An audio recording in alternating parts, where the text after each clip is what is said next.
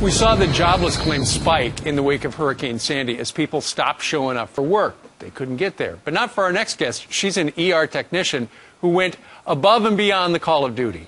The morning after Sandy left her town in New Jersey underwater, Marcia Hedgepath felt she had to get to work. So what did she do? She swam nearly 200 yards to a highway and then hitched a ride. With who? She joins us live to tell us all about that extraordinary journey. Good morning to you. Good morning. Okay, so the night of Hurricane Sandy, all hell was breaking loose outside your house, right? Absolutely. There was no lights. I had no way of contacting other people. You know, it was crazy. Could you tell that your neighborhood was flooded? Yeah. Well, I could tell that my street was. I couldn't tell but knowing the neighborhood, I could tell that the neighborhood was. So you are dedicated to your job. At first light, you figure, I got to go to work. So what'd you do? You put some clothes where? In an A&P grocery bag and just tied it up and threw it over my shoulder and said, let's get out of here. So you went down, you live on the second floor. You went downstairs, and what'd you find? When I got about knee high, this is above where you would normally, you wouldn't jump off at that level to Right. get to the ground. So it's high. So I said, well, I got to swim this. There's nothing more I can do. You've got to swim. What else are you going to do? You can't see what's there. You know, you couldn't see the steps. So you swam, how far?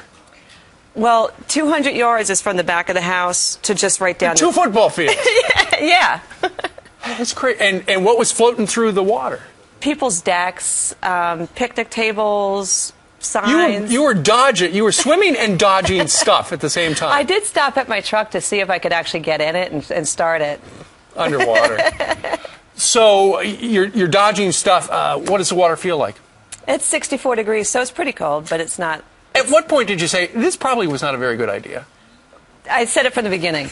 I said it from the beginning. But you just couldn't stay at home. Well, I wasn't going to stay. Once I committed myself to doing it, I just said, what am I going to do now, you know? All right, so you swim the 200 yards, the length of 2 football fields.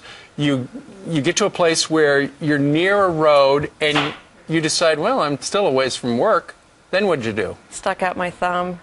You were hitching a ride. Nobody was out that day except Michigan's power company. a guy in a bucket truck pulled over. And you said you wanted to go where? To the ER. And what did he say? He said, for yourself? And I said, well, yeah, kind of. I said, I work there. And he's like, oh, okay. Yeah, hop in. Hop in, sopping wet lady who just swam 200 yards. All right, when you get to your hospital, what'd you find? A lot of people waiting to be helped. Chaos, right? Yeah, absolute chaos. But we're one of the busier ERs on the Eastern Seaboard, so that's not unusual for us to have chaos. But this was chaos I can't even describe. Absolutely. Lacerations, all sorts of people all banged up because they've gone through a hurricane. Help. Yeah, people just needing help and looking like they really do just need help. You know what? They really needed you there that day at the hospital. I guess so. Were they surprised that you swam 200 yards? You know, it's really funny. The dark and dirty and cold water?